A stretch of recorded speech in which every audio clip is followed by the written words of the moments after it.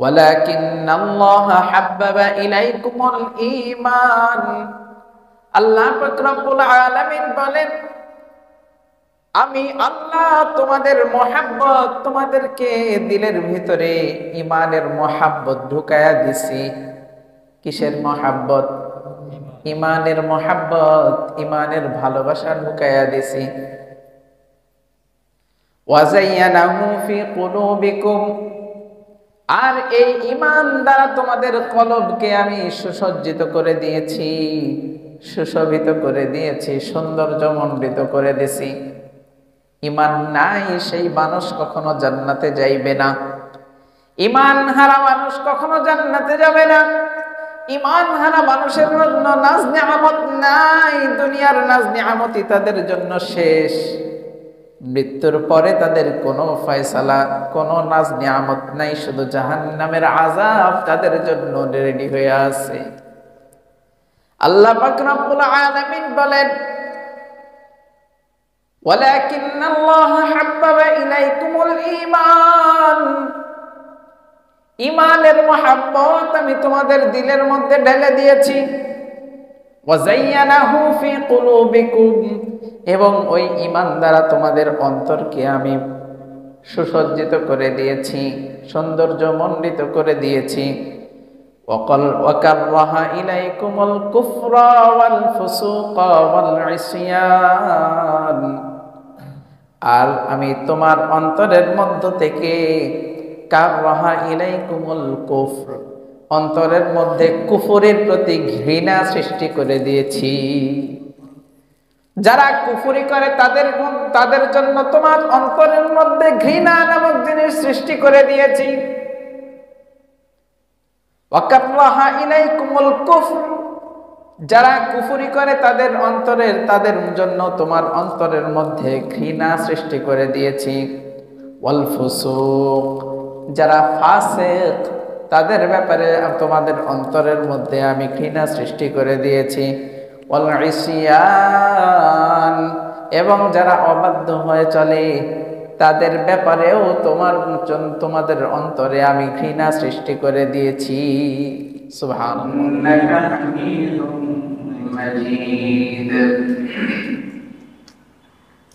وقال الله تبارك وتعالى يا أيها الذين آمنوا إن جاءكم فاسق بنبأ فتبينوا أن تصيبوا قوما بجهالة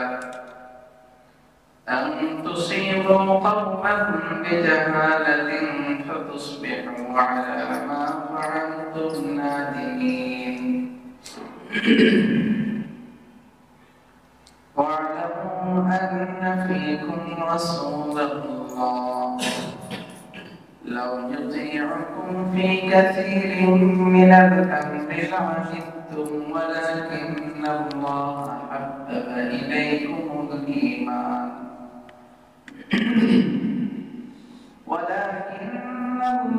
حبب إليكم الإيمان وزينه في قلوبكم وكره إليكم الكفر والفسوق والعصيان أولئك هم الراشدون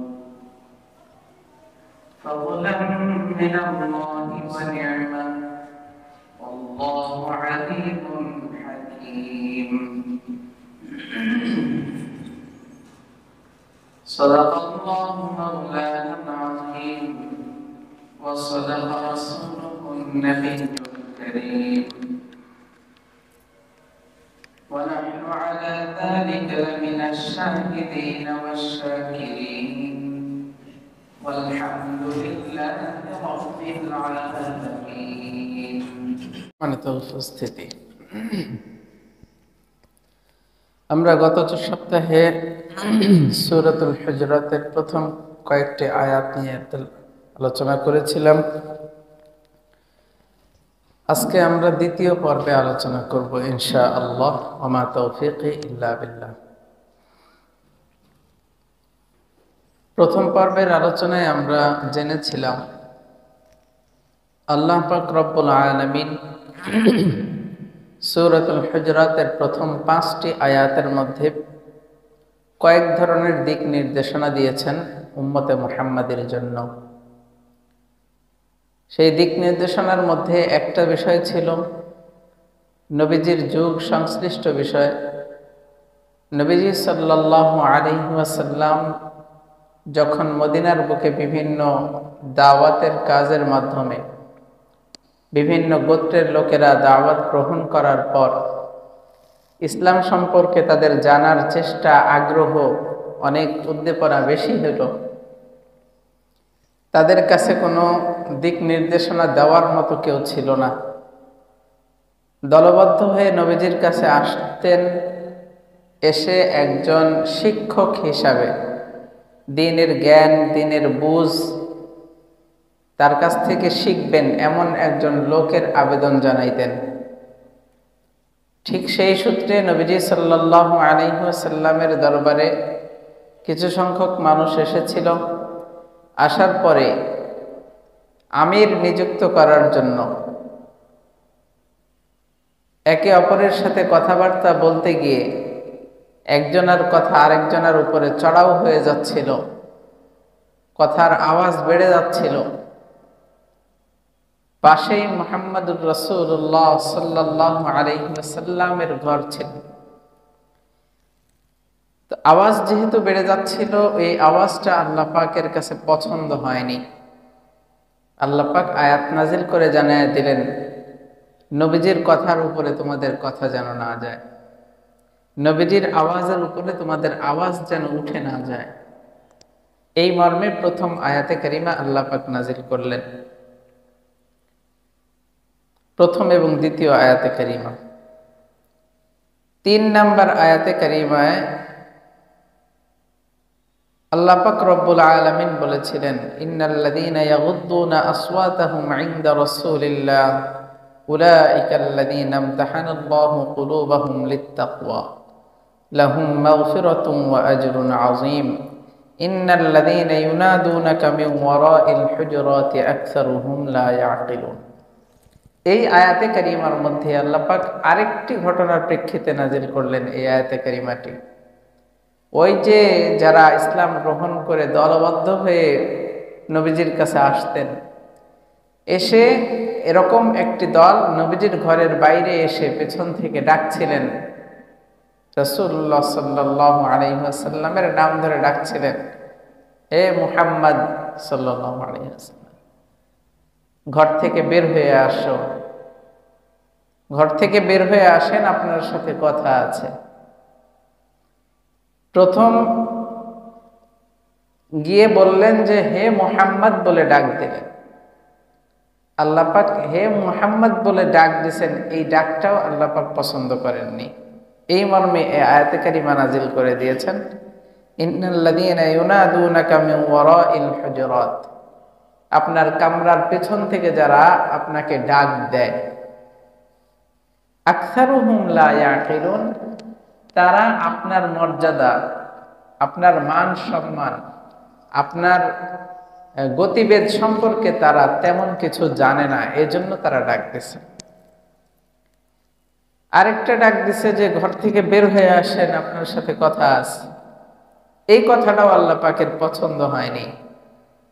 আল্লাহ পাক আয়াতে কারিমা নাজিল করে জানায়া দিলেন, ওয়ালাউ আন্নাহুম সাবারু হাত্তা তাখরুজা ইলাইহিম লাকানা খায়রাল লাহুম। আপনাকে যে তারা প্রথমে ডাক দিল হে মুহাম্মদ, এরপরে যদি স্থির হয়ে একটু দাঁড়াইতো, আপনাকে যদি ঘর থেকে বের হয়ে আসার কথা না বলে একটু ধৈর্য ধারণ করত, তাহলে আমি আল্লাহ তাদের জন্য এই যে ধৈর্য ধারণ করার কারণে উত্তম জিনিস তাদের জন্য রেখে দিতাম। সুবহানাল্লাহ, লাকানা খায়রাল লাহুম, তাদের জন্য এর চেয়ে উত্তম জিনিস থাকতো। আল্লাহু গফুরুর রহিম, আল্লাহ পাক ক্ষমাশীল এবং দয়ালু। সুবহানাল্লাহ। এই পর্যন্ত গত দিনের আলোচনায় আমরা শুনেছিলাম, এখান থেকে আমাদের শিক্ষা ছিল যে নবীজি সাল্লাল্লাহু আলাইহি ওয়াসাল্লামের যুগ পার হয়ে গেছে, বর্তমান যুগে আমরা এখান থেকে শিক্ষা নিতে হবে। আমাদের বয়োবৃদ্ধ যারা, দ্বীনের বড় যারা, দুনিয়াবি বড় যারা, তাদেরকে শ্রদ্ধার সাথে কথা বলা। তাদের সাথে কিসের সাথে কথা বলা? শ্রদ্ধার সাথে কথা বলতে হবে। এই শিক্ষা আল্লাহ পাক রব্বুল আলামিন এই সূরার প্রথম অংশে দিয়ে দিলেন। হটকারিতামূলক কথা বলা যাবে না, তাদের সামনে সম্মান দেখায় কথা বলতে হবে। আমি দুই ধরনের বড়র কথা বলছি, দ্বীনের বড়, দুনিয়ার বড়। দ্বীন হলো ধর্মীয় দৃষ্টিকোণ থেকে যারা বড়, যেমন আলেম ওলামা, ওলামায়ে কেরাম, তাদেরকে সম্মানের সাথে কথা বলতে হবে। আমি যত বড় হর্তাকর্তাই হই না কেন, ওলামায়ে কেরামদের ধারে কাছে যাইতে পারবো না। চিন্তা করতে হবে, কারণ ওলামায়ে কেরামরা যে কথাগুলো বলে নিজের কথা বলে না, বলে কার কথা? আল্লাহর কথা। এই জন্য ওলামায়ে কেরামদের সম্মান করতে হবে। আল উলামা ওয়ারাসাতুল আম্বিয়া, ওলামায়ে কেরামগণ হলো নবীগণের ওয়ারিস। আর আল্লাহ পাক রব্বুল আলামিন কোরআনে পাকের মধ্যেও নাজিল করছেন যে পৃথিবীর বুকে সবচেয়ে বেশি আল্লাহকে ভয় করার যারা, তারা হলো ওলামায়ে কেরাম। তাহলে ওলামায়ে কেরামদেরকে সম্মান করতে হবে। দুনিয়ার বড় যারা, বয়োবৃদ্ধ, ময়মুরব্বী এবং ক্ষমতার দিক দিয়েও যারা বড়, তাদেরকেও সম্মান দেখাইতে হবে। এখান থেকে আমাদের এই শিক্ষা। আজকে আরো কয়েকটি শিক্ষার ব্যাপারে আমরা জানব এবং মানার নিয়তে জানব ইনশাআল্লাহ। আল্লাহ পাক রব্বুল আলামিন বলেন, ইয়া আইয়ুহাল্লাযীনা আমানু ইন জাআকুম ফাসিকুম বিনাবাইন ফাতাবায়ানু আন তুসিবু কওমান বিজাহালা ফাতুসবিহু আলা মা ফাআলতুম নাদিমিন। এই আয়াতে কারিমা ব্যাখ্যা করার আগে আমরা একটু জেনে নেই আয়াতে কারিমাটা কি জন্য নাজিল হইল, প্রেক্ষাপটটা কি ছিল। হযরত রাসূল আকরাম সাল্লাল্লাহু আলাইহি ওয়াসাল্লামের একজন স্ত্রীর বংশধরের লোকেরা, হারেসা রাদিয়াল্লাহু তাআলা আনহুর বংশধরের লোকেরা ইসলাম গ্রহণ করছে। ইসলাম গ্রহণ করার পর নবীজি সাল্লাল্লাহু আলাইহি ওয়াসাল্লামের দরবারে আসছেন। হারেসা রাদিয়াল্লাহু তাআলা আনহু, তিনি নবীজি সাল্লাল্লাহু আলাইহি ওয়াসাল্লামের শ্বশুর ছিলেন। তো নবীজির কাছে আসলেন, ইসলাম গ্রহণ করলেন তার গোত্রের লোকেরা। রাসূলুল্লাহ সাল্লাল্লাহু আলাইহি ওয়াসাল্লামের কাছে জানতে চাইলেন, ইসলামের নীতিমালাগুলো আমাদেরকে জানায়া দেন এবং আমাদের কাছ থেকে কি ধরনের দাবি দাবা রাখে ইসলাম, সেই বিষয়গুলো আমাদেরকে বলে দেন, আমরা সেগুলো আদায় করার চেষ্টা করব। নবীজি সাল্লাল্লাহু আলাইহি ওয়াসাল্লাম যতগুলো কথা বলছেন এর মধ্যে একটা বিষয় ছিল যাকাতের বিষয়, যে তোমরা যাকাত উসুল করবা। হারেসা রাদিয়াল্লাহু তাআলা আনহু, তিনি এই কথা শুনে নবীজি সাল্লাল্লাহু আলাইহি ওয়াসাল্লামকে বললেন, আমি তো নিজে যাকাত উসুল করবই, সাথে সাথে আমার গোত্রের লোকেরা যারা ইসলাম গ্রহণ করছে তাদের থেকেও যাকাত আমি গ্রহণ করে এক জায়গায় করব। আপনি আপনার পক্ষ থেকে একজন প্রতিনিধি পাঠায়া সেই যাকাতের অংশগুলো গ্রহণ করবেন। এই কথার ভিত্তিতে নবীজি সাল্লাল্লাহু আলাইহি ওয়াসাল্লামের কাছ থেকে বিদায় নিয়ে চলে গেলেন। গিয়ে নিজ এলাকার মধ্য থেকে মুসলমানদের কাছ থেকে যারা ইসলাম গ্রহণ করছে তাদের কাছ থেকে যাকাতের মালগুলো উসুল করে নিজের কাছে রাখছেন। একটা নির্ধারিত ডেট দেওয়া ছিল যে হে আল্লাহর হাবিব, আপনি নির্ধারিত একটা ডেটে একজন প্রতিনিধি পাঠান, যেই প্রতিনিধি এসে আপনার এই যাকাতের মালগুলো, যাকাতের সম্পদগুলো নিয়ে যাবে। তো নবীজি সাল্লাল্লাহু আলাইহি ওয়াসাল্লাম ওই ডেট অনুযায়ী ওয়ালিদ ইবনে উকবাহ নামক একজন সাহাবীকে বললেন, এ ওয়ালিদ, যাও ওই গোত্রের মধ্যে গিয়ে তুমি যাকাতের মালগুলো উসুল করে নিয়ে আসো, যাকাতের মালগুলো উসুল করে নিয়ে আসো। এই কথা বললেন ওয়ালিদ ইবনে উকবা, ওয়ালিদ ইবনে উকবা, ওয়ালিদ ইবনে উকবা ইবনে আবি মুঈত। যখন নবীজি সাল্লাল্লাহু আলাইহি ওয়াসাল্লাম তাকে যাকাতের মালগুলো গ্রহণ করার জন্য পাঠাইলেন, রাস্তায় বের হয়ে যাওয়ার পরে ওয়ালিদ ইবনে উকবার মনের ভিতরে আসলো যে বনুল মুস্তালিকের লোকেরা, নবীজি যে গোত্রের থেকে টাকা উসুল করার জন্য পাঠাইলেন ওই গোত্রের লোকদের মধ্যে একটা গোত্র ছিল বনিল মুস্তালিক। বনিল মুস্তালিকদের সাথে ইসলাম গ্রহণের আগে কিছু মনোমালিন্যতা ছিল, মন কষাকষি ছিল। তো ওয়ালিদ ইবনে উকবা চিন্তা ভাবনা করলো, নিজের মধ্যে চিন্তা ভাবনা নিয়ে বের হয়ে গেল।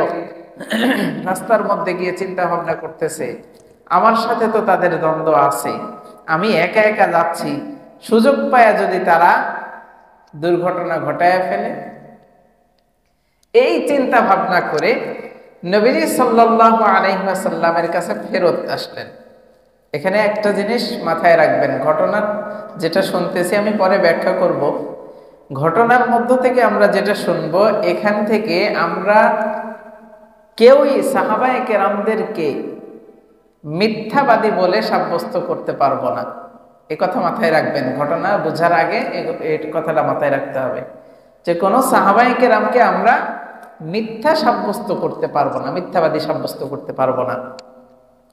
তো ওয়ালিদ ইবনে উকবা তিনি রাস্তার মধ্যে এই চিন্তা ভাবনা করলেন যে আমি যদি একা একা যাই, বনিল মুস্তালিকের লোকেরা যদি আমার সাথে দুর্ঘটনা ঘটায় ফেলে। রাস্তা থেকে ঘুরে নবীজির কাছে এসে বললেন, হ্যাঁ আল্লাহর হাবিব, তাদের ব্যাপারে তো আপনি জানেনই, তাদের ব্যাপারে তো আপনি জানেনই। উনি কিন্তু এখানে এসে বলেন নাই যে আমি গেছিলাম তারা দেয় নাই, বিষয়টা এরকম ভাবে বলেননি। তিনি বলছেন কিভাবে, যে আপনি তো তাদের ব্যাপারে জানেনই, তারা ইসলাম গ্রহণের কথা বলছে, ওখানে গিয়ে মনে হয় আবার তাদের রূপ চেঞ্জ করে ফেলছে, হয়তো যাকাত উসুল করবে না তারা, এই কথা বলছেন। তখন নবীজি সাল্লাল্লাহু আলাইহি ওয়াসাল্লাম রাগান্বিত হয়ে চিন্তা ভাবনা করলেন তারা ইসলাম গ্রহণের পরে আবার মুরতাদ হয়ে যাবে, এটা তো আমি থাকতে এটা সম্ভব না। রাসূলুল্লাহ সাল্লাল্লাহু আলাইহি ওয়াসাল্লাম তাদের বিরুদ্ধে যুদ্ধ করার জন্য, তাদের বিরুদ্ধে যুদ্ধ করার জন্য, যে তারা ইসলাম গ্রহণের পরে আবার ফেরত চলে গেল, তাদের বিরুদ্ধে যুদ্ধ করার জন্য সাহাবায়ে কেরামদেরকে রেডি করলেন। ইতোমধ্যেই হারিসা রাদিয়াল্লাহু তাআলা আনহু এসে হাজির, কয়েকজন সাথে নিয়ে হাজির। সুবহানাল্লাহ। হাজির হয়ে নবীজি সাল্লাল্লাহু আলাইহি ওয়াসাল্লামের কাছে এসে বলতেছেন, হে আল্লাহর হাবিব, আপনি আমাদের কাছে আজকে একজন লোক পাঠানোর কথা ছিল, যাকাতের মাল উসুল করার জন্য একজন লোক পাঠানোর কথা ছিল, কিন্তু আপনি পাঠাননি, তার মানে আপনি মনে হয় আমাদের প্রতি অসন্তুষ্ট কোনো ব্যাপারে। নবীজি সাল্লাল্লাহু আলাইহি ওয়াসাল্লাম তো চিন্তায় পড়ে গেলেন, আমি তো উকবাকে পাঠাইছি, ওয়ালিদ ইবনে উকবাকে পাঠাইছি, ব্যাপারটা কি? সাহাবায়ে কেরাম শুনে তো রাগান্বিত হয়ে গেলেন, আর সে মিথ্যা কথা বলছে। কিন্তু নবীজি সাল্লাল্লাহু আলাইহি ওয়াসাল্লাম বললেন, না, ওয়ালিদ মিথ্যা বলেনি, ওয়ালিদ মিথ্যা বলেনি, এবং তারাও ধর্মান্তরিত হয়নি, বরং এখানে কোনো না কোনো বিষয় আছে, কোনো না কোনো বিষয় এখানে আছে। তখন নবীজি সাল্লাল্লাহু আলাইহি ওয়াসাল্লামের কাছে যখন স্পষ্ট হয়ে গেল, ওয়ালিদ ইবনে উকবা রাদিয়াল্লাহু তাআলা আনহু নবীজি সাল্লাল্লাহু আলাইহি ওয়াসাল্লামের কাছে এসে বললেন যে আল্লাহর হাবিব, তাদের সাথে তো এই বিষয়টা এমন ছিল, আমার এই জন্য মনের ভিতরে একটু আশঙ্কা দেখা দিয়েছিল, এই জন্য আমি এই কাম করছি।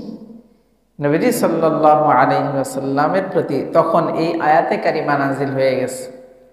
আয়াতে কারিমা নাজিল হওয়ার পরে নাজিল হইল কি প্রেক্ষিতে আল্লাহ পাক রব্বুল আলামিন বলেন, ইয়া আইয়ুহাল্লাযীনা আমানু ইন জাআকুম ফাসিকুম বিনাবাইন ফাতাবায়ানু আন তুসিবু কওমান বিজাহালাহ ফাতুসবিহু আলা মা ফাআলতুম নাদিমিন।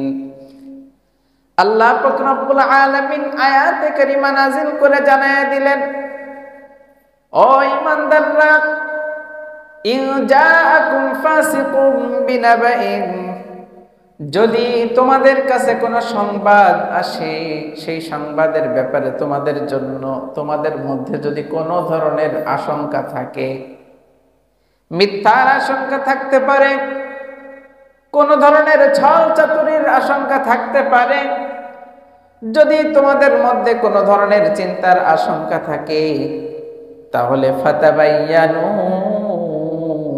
তোমরা সেই চিন্তা ভাবনাকে, ওই কথাটাকে যাচাই বাছাই করে নাও। সুবহানাল্লাহ। যা শুনলাম তাই বলে দিলাম, যা শুনলাম তার প্রেক্ষিতে ঘোষণা করলাম, বিষয়টা কি সঠিক হবে?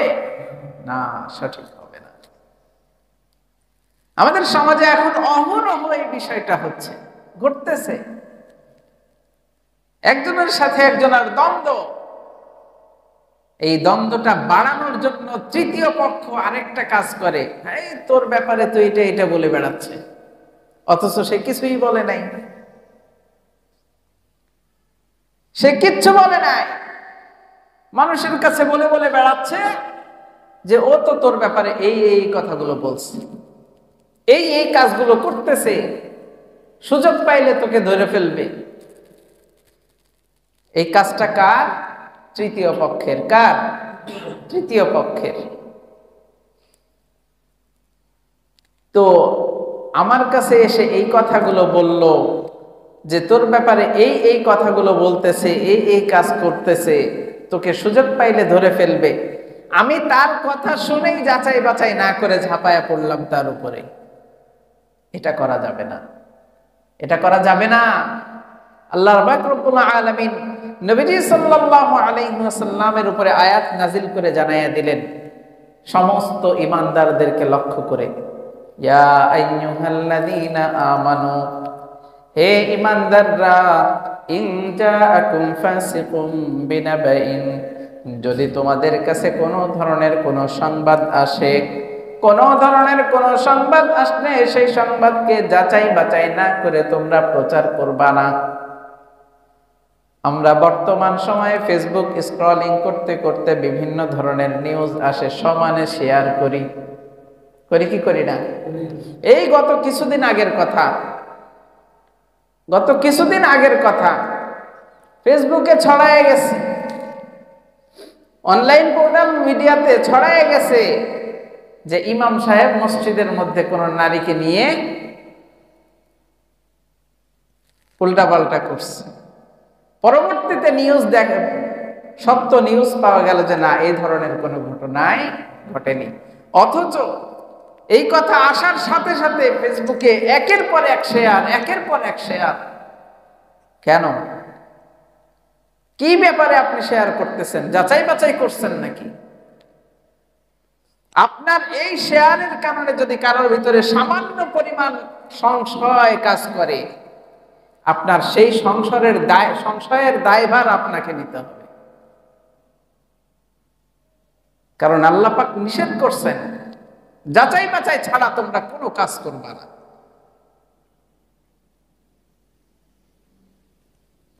আন তুসিবু কওমান বিজাহালা ফাতুসবিহু আলা মা ফাআলতুম নাদিমিন, তোমরা কোন সিদ্ধান্তে উপনীত হবা না যতক্ষণ পর্যন্ত তোমরা সত্য বিষয়টা যাচাই বাছাই করতে না পারো। ওয়ালামু আন্না ফীকুম রাসূলাল্লাহ, আল্লাহ পাক রব্বুল আলামিন সাহাবায়ে কেরামদের উদ্দেশ্য করে বলে দিলেন, ওয়ালামু আন্না ফীকুম রাসূলাল্লাহ, তোমরা জেনে রাখো তোমাদের মাঝে এখনো তোমাদের নবী তোমাদের রাসূল উপস্থিত আছেন। সুবহানাল্লাহ। তোমাদের মাঝে তোমাদের রাসূল উপস্থিত আছেন।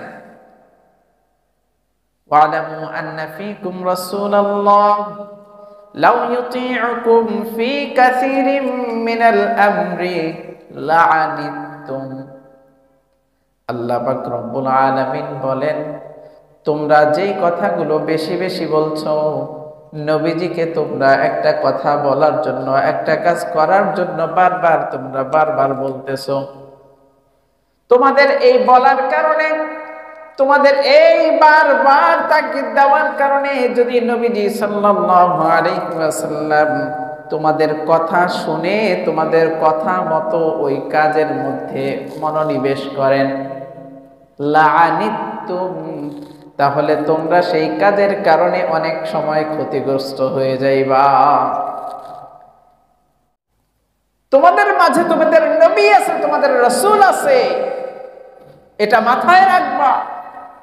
যদি তোমরা তোমাদের কথাগুলো পেশ করার জন্য, তোমাদের কথাগুলো শক্তভাবে শক্তভাবে প্রতিষ্ঠিত করার জন্য নবীজিকে বারবার বলতে থাকো, আর সেই অনুযায়ী যদি নবীজি তোমাদের কথার উপরে ফয়সালা দিয়ে দেন, তাহলে তোমরাই ক্ষতিগ্রস্ততার মধ্যে পড়ে যাইবা।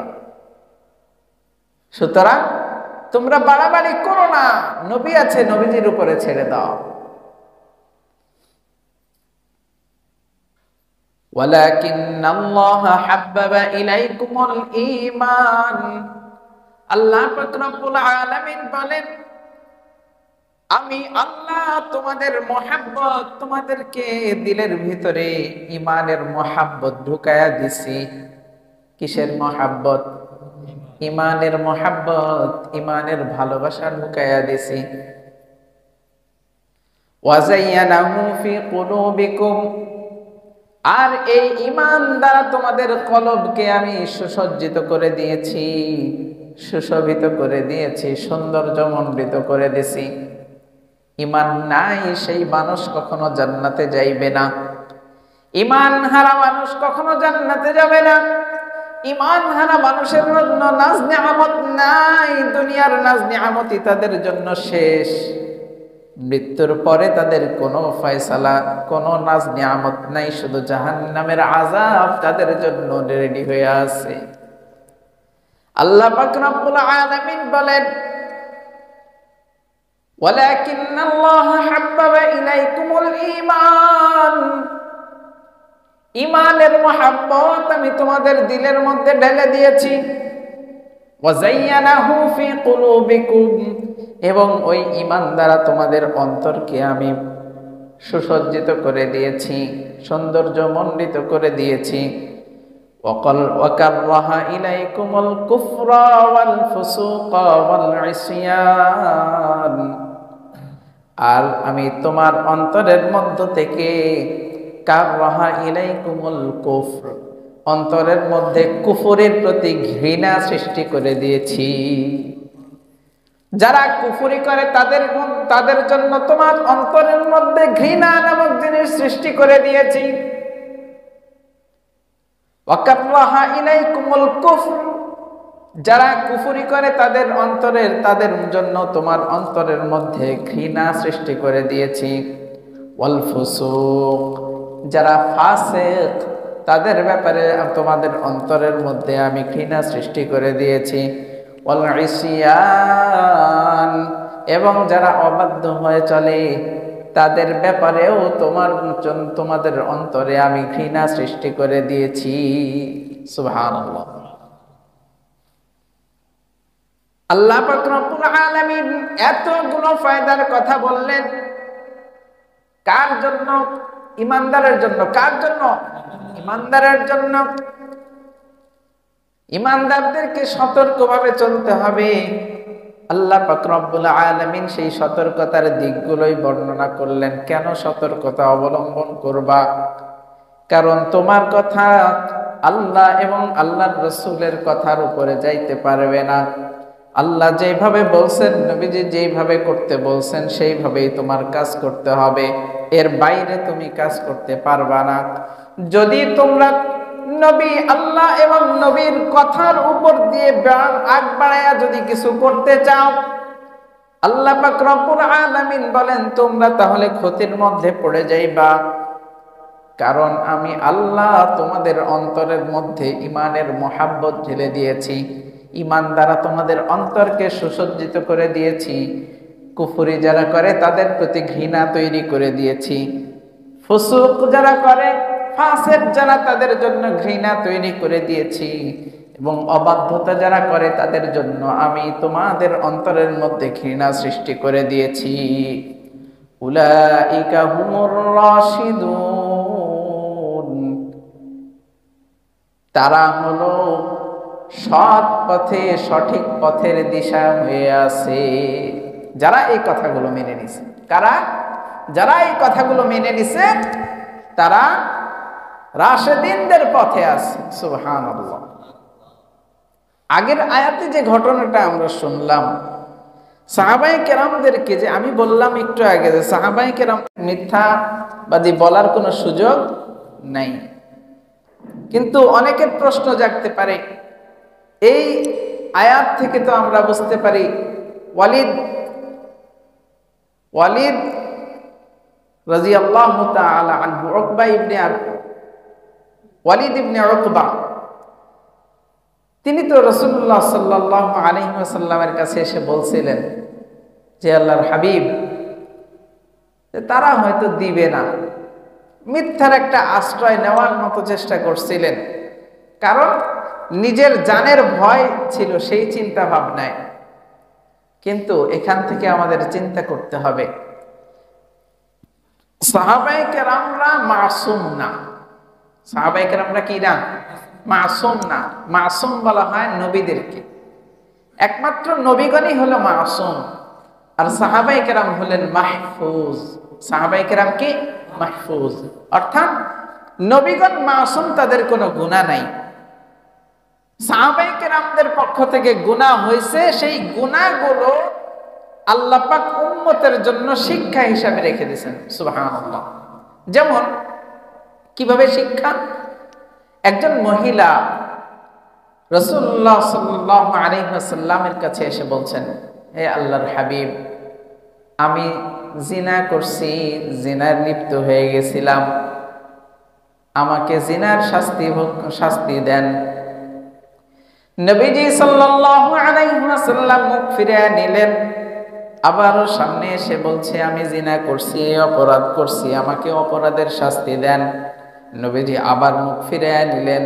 তৃতীয়বার অথবা চতুর্থবারের বেলায় নবীজি সাল্লাল্লাহু আলাইহি ওয়াসাল্লামের কাছে যখন আবারও আবেদন জানাইছে, নবীজি সাল্লাল্লাহু আলাইহি ওয়াসাল্লাম বললেন, হয়তো তুমি এই কাজটা করো নাই, এর চাইতে নিম্ন শ্রেণীর কোনো কাজটা করছো হয়তো। বলেন, না, আমি ওই কাজটাই করছি, আমি গর্ভবতী হয়ে গেছি। নবীজি সাল্লাল্লাহু আলাইহি ওয়াসাল্লাম বললেন, তুমি যাও, তুমি চলে যাও, সন্তান ভূমিষ্ঠ হওয়ার পরে তারপরে আসবা। নবীজি সাল্লাল্লাহু আলাইহি ওয়াসাল্লামের কথা শুনে ওই মহিলা চলে গেল। সন্তান ভূমিষ্ঠ হওয়ার সাথে সাথে নিফাসের রক্ত, ব্লাড এখনো বন্ধ হয় নাই, ওই অবস্থাতেই নবীজির কাছে এসে হাজির হয়ে গেছে। বলে, আল্লাহর হাবিব, আমার উপরে হদ কায়েম করেন, আমি এই গুনাহ করছি। নবীজি সাল্লাল্লাহু আলাইহি ওয়াসাল্লাম বললেন, এই অবস্থায় তুমি আসছো, বাচ্চা লালন পালন করবে কে? বাচ্চা লালন পালন করো, বাচ্চা বড় হইলে তারপরে দেখা যাবে। নবীজি সাল্লাল্লাহু আলাইহি ওয়াসাল্লাম ভাবছিলেন হয়তো সে নিজের কথা থেকে ফিরে আসবে, নিজের কথা থেকে ফিরে আসবে। নবীজি সাল্লাল্লাহু আলাইহি ওয়াসাল্লাম, ওই মহিলা চলে গেল নবীজির কথা শুনে। সন্তান বড় হয়ে গেল, যখন কিছু খাবার দাবার খাওয়া শিখছে, তখন রুটি একটা হাতে দিয়ে নবীজির সামনে এসে হাজির। নবীজি, হে আল্লাহর হাবিব, এই যে আমার বাচ্চা এখন খাওয়া শিখে ফেলছে, আপনি হদ কায়েম করেন। নবীজি সাল্লাল্লাহু আলাইহি ওয়াসাল্লামের কাছে এবার এতবার স্বীকার করার পর নবীজি সাল্লাল্লাহু আলাইহি ওয়াসাল্লাম সাহাবায়ে কেরামদেরকে বললেন, তার উপরে হদ কায়েম করার ব্যবস্থা করো। ওই মহিলা বিবাহিতা ছিলেন, এই জন্য রজমের ব্যবস্থা করল। আল্লাহর হাবিব সাল্লাল্লাহু আলাইহি ওয়াসাল্লামের আদেশে সাহাবায়ে কেরাম পাথর নিক্ষেপ করছে, হঠাৎ রক্তের একটা ছিটা ওমর রাদিয়াল্লাহু তাআলা আনহুর শরীরের মধ্যে, কাপড়ের মধ্যে লেগে গেছে। নবীজি সাল্লাল্লাহু আলাইহি হযরত ওমর রাদিয়াল্লাহু তাআলা আনহু ওই রক্ত পরিষ্কার করার জন্য খুব চেষ্টা করতেছিলেন।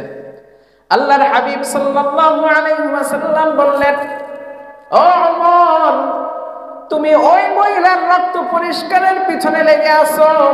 ওই মহিলা যে তওবা করছে, ওই তওবাটা যদি সারা মদিনার সমস্ত মানুষের মধ্যে বন্টন করে দেওয়া হয়তো, তাহলে আল্লাহ পাক রব্বুল আলামিন সবার তওবাগুলো কবুল করে নিতেন। সুবহানাল্লাহ। এখান থেকে আমাদের শিক্ষা, ভুল করলে ভুল স্বীকার করা। ভুল করলে কি করা? ভুল স্বীকার করা। আজকে আমরা ভুল করি ঠিকই, মিথ্যার উপরে মিথ্যা বলে বলে ভুলকে ঢাকার চেষ্টা করি, করি কি না?